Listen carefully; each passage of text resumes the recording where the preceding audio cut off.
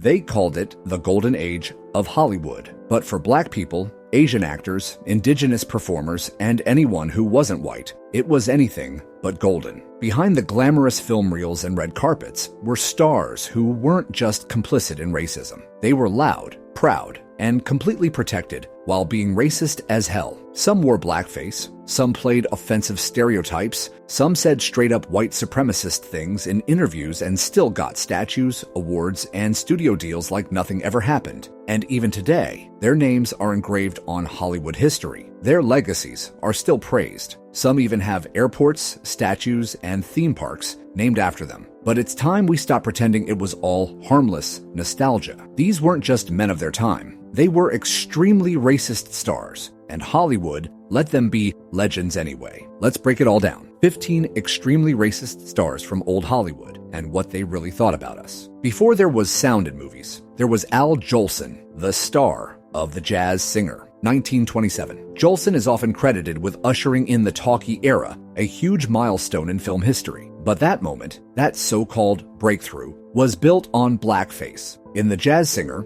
Jolson plays a white man who becomes a famous performer by painting his face black and performing minstrel songs. His character literally sings about Mammy while imitating a caricature of blackness, and Hollywood called it revolutionary. That's not a footnote. That's how the entire sound era began, with racism baked into the soundtrack. Jolson made blackface his brand. He didn't do it once, he did it over and over. In film, in theater, in concerts. He popularized songs written in minstrel dialect and built his fame on mocking the very people he claimed to admire. Some defenders like to say, well, Jolson supported black performers. Sure, as long as he got to wear their identity like a costume first. He opened doors by holding the key himself and profiting off the stereotypes that locked others out. Al Jolson wasn't a footnote in Hollywood history. He was a cornerstone, the first major movie star to sing on screen, and he did it in blackface. They called him a pioneer. They gave him awards, they built statues, but the truth is, he didn't amplify black culture. He mocked it, packaged it, and sold it back to white audiences, and Hollywood made him a hero for it. David O. Selznick is remembered as one of the greatest producers of classic cinema. He brought us Gone with the Wind, a film that won 10 Oscars, broke box office records, and became a cornerstone of American film history. But let's be honest, Gone with the Wind was a beautiful lie. Selznick didn't just romanticize the Old South. He helped Hollywood rewrite history to make slavery look dignified and the Confederacy seem noble. The black characters reduced to stereotypes, loyal servants, simple-minded houseworkers, or background props. Even Hattie McDaniel,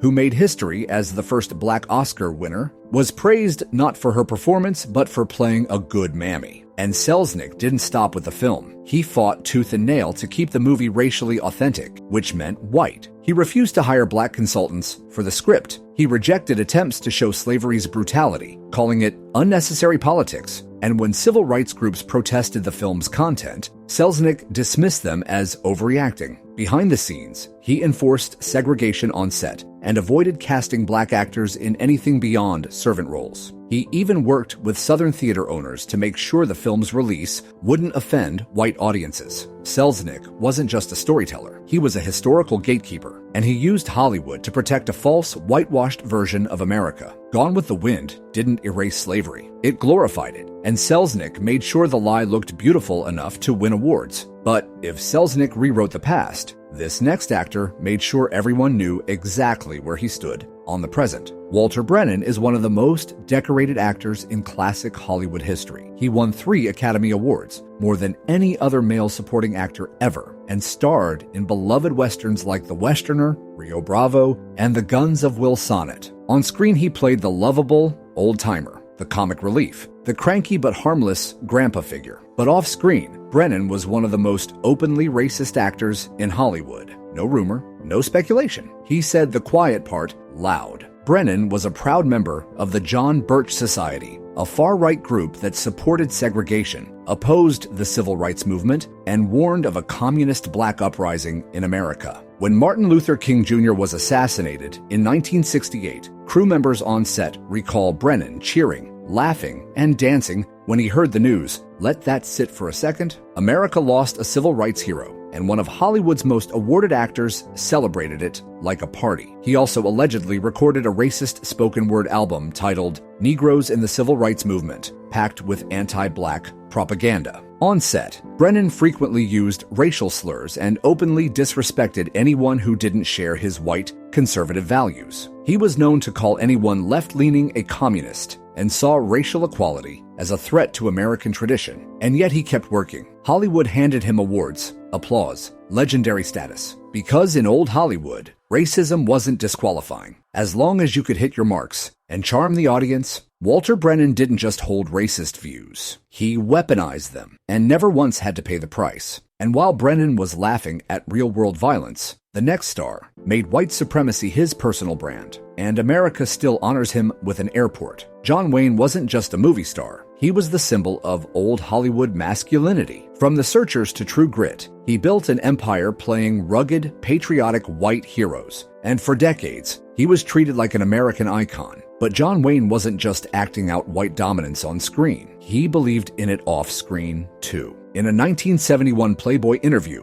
Wayne said, "I believe in white supremacy until the blacks are educated to a point of responsibility, not a slip of the tongue, not a rumor." He said it proudly. On the record, in his own words, he doubled down by defending colonial violence against Native Americans, saying, "I don't feel we did wrong in taking this great country away from them. They were selfishly trying to keep it for themselves." This man didn't just represent America in the movies. He embodied the most dangerous myths about it. He also criticized civil rights protests, opposed women's rights, and mocked gay characters on screen as perverse. And yet, to this day, there's a John Wayne Airport in Orange County. His statue still stands. His name still gets honored. People like to say he was just a man of his time. But even in his time, his views were extreme. The civil rights movement was well underway, and Wayne was actively against it. He wasn't a passive product of racism. He was an active voice for it, and Hollywood kept giving him the mic. John Wayne didn't just wear the hat. He was the cowboy white supremacy wrote. Cecil B. DeMille was Hollywood royalty, the man behind the Ten Commandments, Samson and Delilah,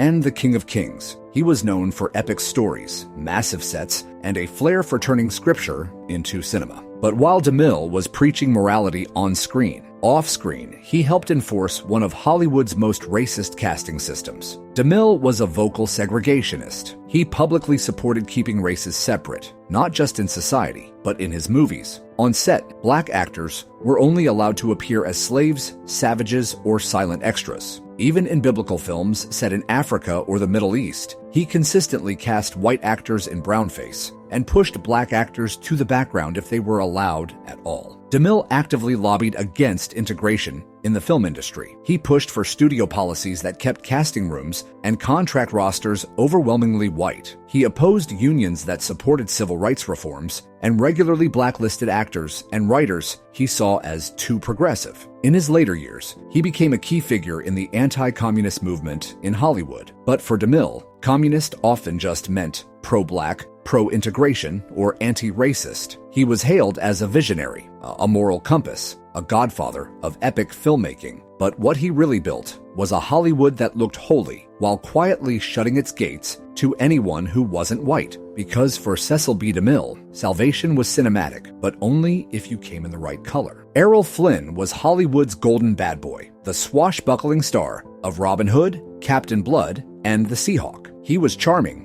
dangerous, and impossible to look away from. But while Hollywood sold him as the roguish heartthrob, behind the scenes, Flynn had a dark, disturbing relationship with fascism and racial superiority. Flynn wasn't just problematic. He was reportedly obsessed with Adolf Hitler. According to multiple biographers and FBI files, he openly admired Nazi Germany and even met with Nazi officials in the lead-up to World War II. A 1980 biography by Charles Hamm alleged that Flynn served as a spy for the Nazis, providing information about anti-fascist figures in Hollywood. While these claims were never conclusively proven, the FBI kept a file on Flynn's political leanings due to his open pro-German sympathies. He frequently made racist remarks, particularly about black and Jewish people, on set and in interviews. He was known for mocking civil rights efforts and referring to minorities with slurs. And just like others of his era, Flynn never paid for any of it. He was too bankable, too beautiful, too useful to the machine. Even when whispers about his Nazi ties started circulating, studios buried them instead of scandal. He got a second wave of fame, and his bad boy image became part of the brand. Errol Flynn was a man who flirted with fascism,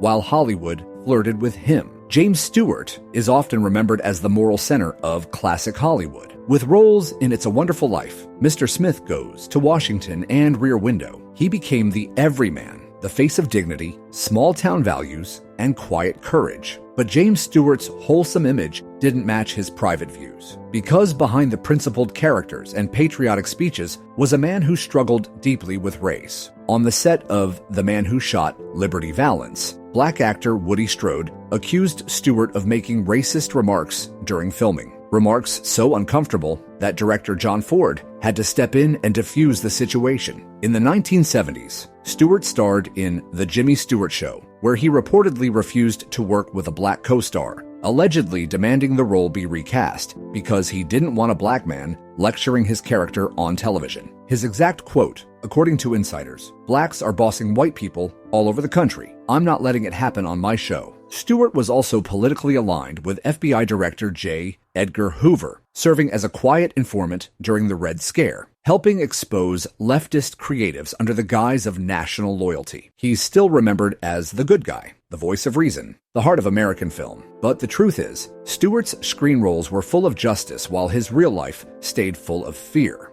Bing Crosby's voice defined an era. He gave the world White Christmas, charmed generations with his velvet tone, and became one of the most successful entertainers in history. But according to his own son, Gary Crosby, the man who serenaded millions at Christmas was deeply racist in private. In Gary's memoir, he describes growing up in a house where his father routinely made racial jokes targeting black people, Latinos, and Jews with cruel humor, passed off as harmless fun. This wasn't just generational ignorance, it was a pattern, and it shaped the way Crosby raised his family and carried himself off stage. He also had ties to exclusive country clubs and elite circles that actively practiced racial exclusion. Yet his public image remained squeaky clean. While contemporaries like John Wayne or Walter Brennan made their bigotry public, Crosby's brand was built on quiet racism behind a warm smile. The kind you couldn't quote, but you could feel if you were in the room. He wasn't loud about it, but he didn't have to be, because in old Hollywood, racism didn't need a spotlight to thrive. It just needed silence, and Bing Crosby's silence spoke volumes. Gary Cooper was the face of decency. In High Noon, Sergeant York, and Mr. Deeds Goes to Town, he played noble, upright men who stood up for what was right. But off-screen, Cooper wasn't defending justice. He was defending the status quo. Cooper held deeply anti-progressive views. He was a staunch conservative who aligned himself with far-right organizations during the Red Scare and was one of the biggest celebrity backers of the House Un-American Activities Committee. He testified in support of the blacklist, accusing actors, writers, and filmmakers of being communists, not because he had proof, but because their values didn't align with his. When it came to race, Cooper didn't hide his prejudice. He reportedly used anti-Semitic slurs in private conversations and spoke against civil rights movements during the 1950s and early 60s. People still call him a symbol of American values because Hollywood didn't just reward clean faces. They rewarded the illusion of morality, even when the man behind it worked to silence progressive voices and uphold systemic racism. Gary Cooper stood tall on screen, but in real life, he stood in the way. Now let's rapid fire through other Hollywood legends who built careers on hate. W.C. Fields was a racist who made no effort to hide it. He frequently referred to black people as monkeys, refused to share scenes with non-white actors, and once walked off set because a black crew member tried to speak to him. He told the director, "If I wanted to hear a jungle, I'd go to Africa." Spencer Tracy casually dropped the N-word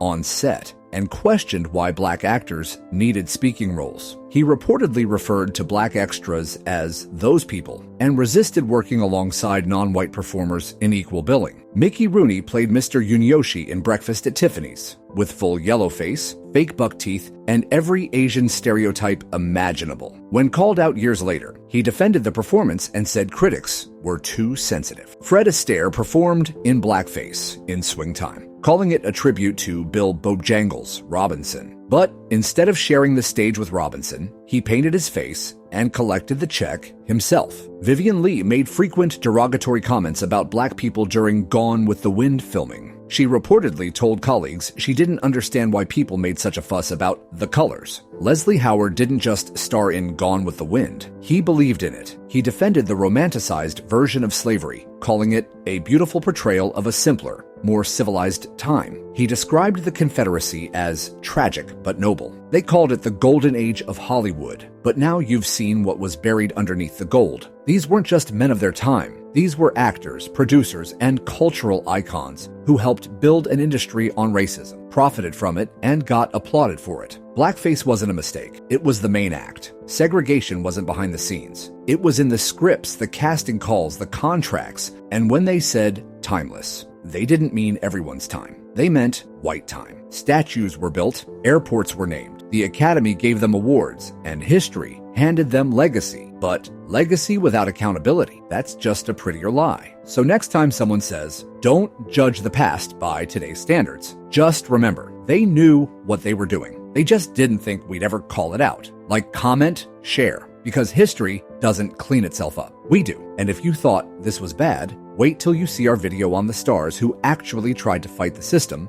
and paid the price for it.